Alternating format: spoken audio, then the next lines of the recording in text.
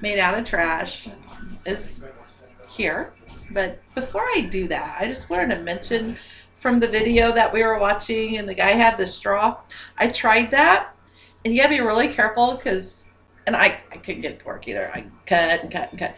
But if these aren't rounded, it'll cut your lip. So I just wanted to let you guys know that if you didn't try that, because I thought that was really cool from the video, and thought, oh, I'll do that. Anyways, my toy from trash is kind of fun. I just put, this is going to be my catcher. This is the ball I'm catching. And it's coordination for the kids. Plus, you can have 2 milk cartons and you can like throw it back and forth. And this is one of those bath scrunchy things that they use, and I had one laying around. So basically, my trash toy is free.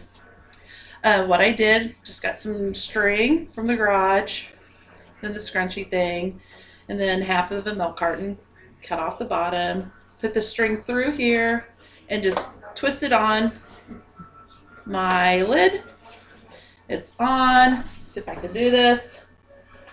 And it's hand-eye coordination. And you can take it off this string and throw it across to the kids and have fun with it that way. And then I made the same thing from just a little pop bottle. Same thing.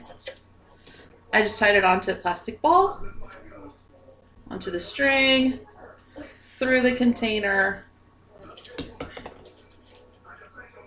Just tied it with the lid.